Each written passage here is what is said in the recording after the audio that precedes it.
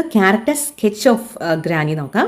Granny is one of the most lovable and inspiring characters in the story. Despite her old age and poor eyesight, she's full of life, courage and determination. Her affection for her grandson Money drives her to do something extraordinary, walk all the way to Missouri to get her eyes checked. ഇപ്പോൾ ഗ്രാനിയാണ് ഇതിലെ ഏറ്റവും most lovable ആയിട്ടുള്ള character അല്ലെ, inspiring ക്യാരക്ടറാണ് ഈ സ്റ്റോറിയിലെ long വാക്ക് വിത്ത് granny.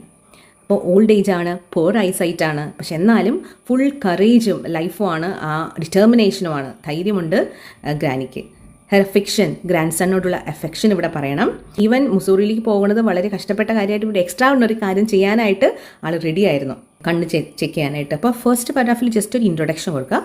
Then second paragraph കുറച്ചുകൂടി ഗ്രാനിനെ പറ്റി, ക്യാരക്ടറിനെ പറ്റി നമ്മൾ എക്സ്പ്ലെയിൻ ചെയ്ത. Granny is Brave and adventurous. She doesn't fear the long and difficult journey through hills and forest. Even during challenging situations like the landslide, she remains calm and composed, showing her inner strength. ധൈര്യവതിയാന്നുള്ള കാര്യമാണ് ഈ പാരഗ്രാഫിൽ പറയുന്നത്. ഒത്തിരി difficult journey ആണെങ്കിലും ഒട്ടും പേടിച്ചില്ല. ഹിൽസും ഫോറസ്റ്റും നടന്നിട്ടുള്ള ജേർണിയായിരുന്നു. Even difficult situations like landslides, അതായത് മണ്ണിടിച്ചിലൊക്കെ ഉണ്ടായപ്പോഴും വളരെ കാമായിട്ട് അതിനെ നേരിടാണ് ചെയ്തത്. ദെൻ നെക്സ്റ്റ് പാരഗ്രാഫിൽ പറയുന്നത് ഇമോഷണൽ ബോണ്ട്, ലവിങ് നേച്ചറിനെ പറ്റിയാണ് നെക്സ്റ്റ് പാരഗ്രാഫിൽ പറയുന്നത്.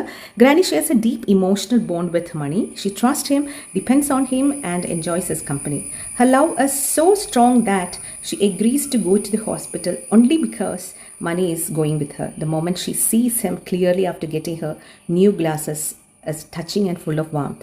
ഇപ്പോൾ ഗ്രാനി ഷെയർ ചെയ്യുന്നത് ഒരു ഡീപ്പും ഇമോഷണൽ ബോണ്ടും ആണ് ഗ്രാൻഡ് സണ്ണായിട്ട്, മണിയായിട്ട്.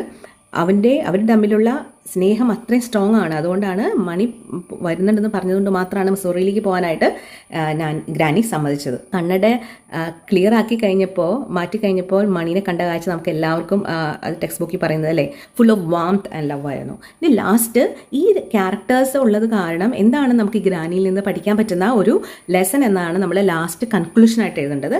So let's see.